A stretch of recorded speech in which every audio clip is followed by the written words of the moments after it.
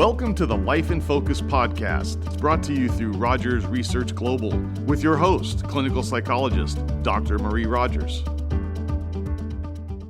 Hello and welcome to today's episode.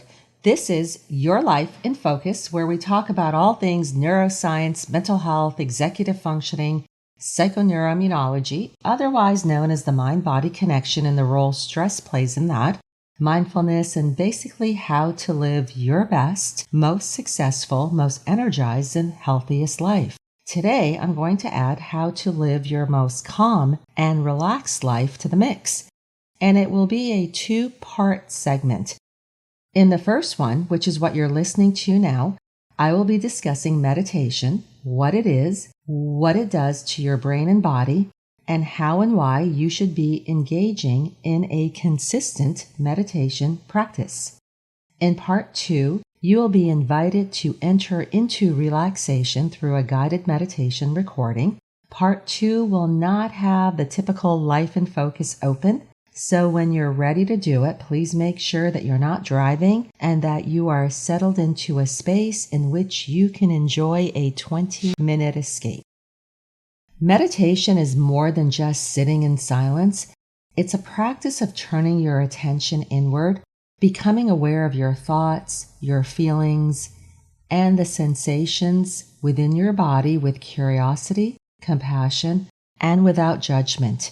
In a world that moves so quickly, meditation offers a pause, a moment to reconnect with yourself, and what I like to refer to as a time in. Historically, the enigmatic practice of meditation, which is rooted in deep cultural and religious history, was observed as a pathway toward enlightenment. In modern times, however, it's more commonly used to manage anxiety and stress, and it's more of a pathway toward relaxation. There are many different types of meditation, mostly falling under the categories of guided and unguided or silent meditations. There is not a universally accepted or best method, but there are components to meditation that are consistent across practices. These include focused attention, breath awareness, a quiet and comfortable setting, and an attitude of non-judgment or observer. A regular meditation practice has been shown to increase self-awareness, reduce negative cognitions and emotions, and increase creativity. So how does one meditate? Starting a meditation practice should not be complicated. However, actually quieting the mind is a lot more complicated than it may seem. It takes practice to learn how to efficiently silence the inner, ongoing chatter in our heads. If you already have a consistent meditation practice, then you know what I'm talking about. For beginners, do not become disheartened. It will take a while. Start with just a few minutes and build it up from there. A quiet place and a comfortable seat are all you need to begin this practice. Sit or lie comfortably. Focus your attention on your breath and on how your body moves with each inhalation and exhalation. Breathe naturally and take notice when your mind and thoughts wander and bring your attention back to your breath. So when you are in a meditation practice and your mind does wander, what should you do? It is inevitable that your mind will wander and roam. You may also notice other sensations in your body. This is typical and it is to be expected. The mind simply and naturally wanders. When this happens, mindfully take notice of your thoughts and where your mind is wandering to, and gently take a moment and pause. Without judgment, bring your mind back to the present moment. Resume your meditation. With each practice, this will become easier. It is similar to the process of muscles growing stronger through weightlifting or through strength training exercises.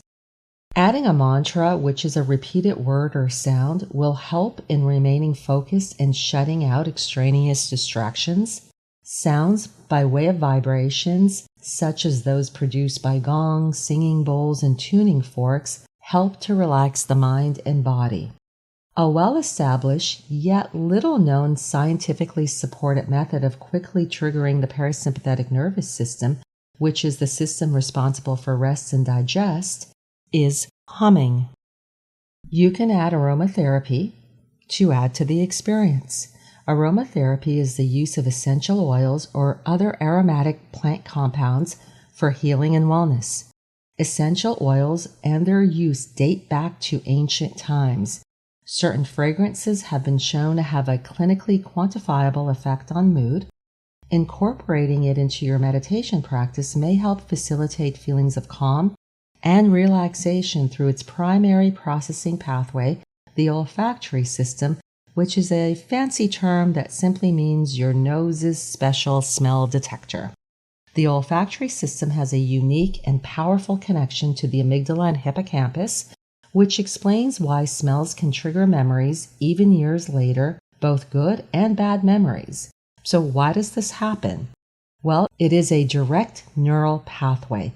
Unlike our other senses, which are processed through the thalamus before reaching their respective cortical areas, olfactory signals travel directly from the olfactory bulb to the amygdala, which is the emotional processing center, and the hippocampus, which is the center for memory formation.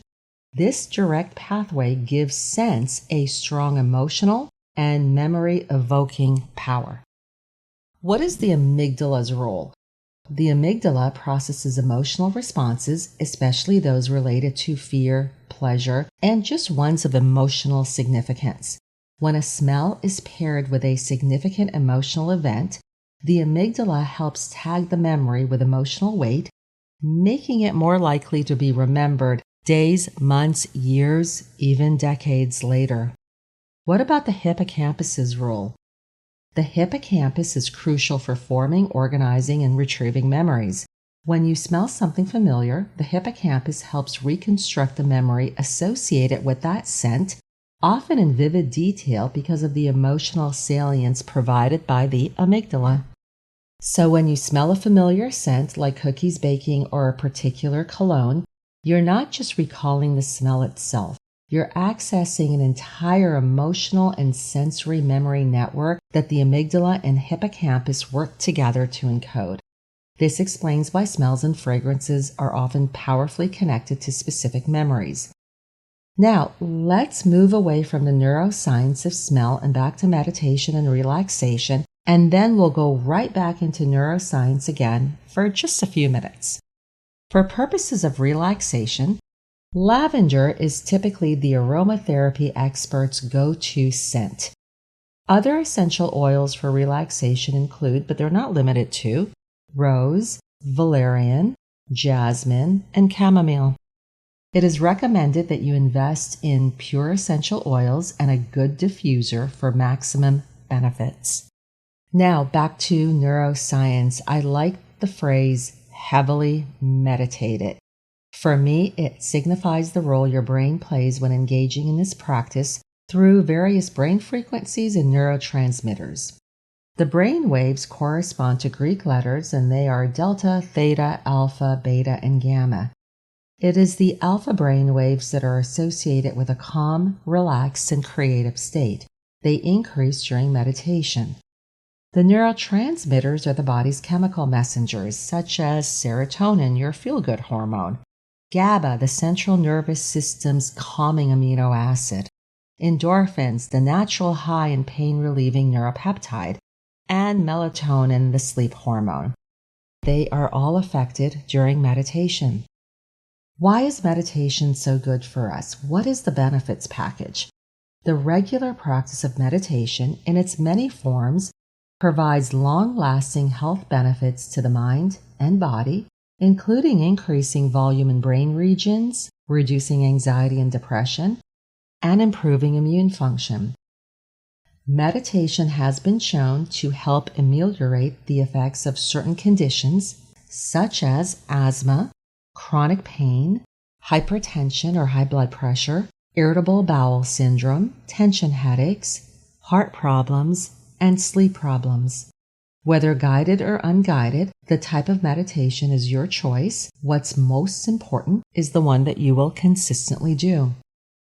In the next segment, you will find a relaxation guided meditation that will last 20 minutes You can do this anytime during the day and as often as daily or nightly before falling asleep, or as often as is right for you and your schedule.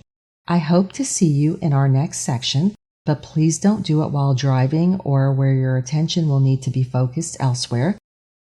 The setting is important. Get comfortable and get ready to fully relax. Rather than my standard Life in Focus sign-off of now go engage with your world, I am going to end this part of the podcast with now go give yourself the gift of a time in. Repeat this gift tomorrow and the next day and the next and the next. The information presented is intended for general knowledge and is not a substitute for medical advice or treatment. As with most things in life, there isn't a magic pill or cure-all, but there are strategies to help regain control of your life.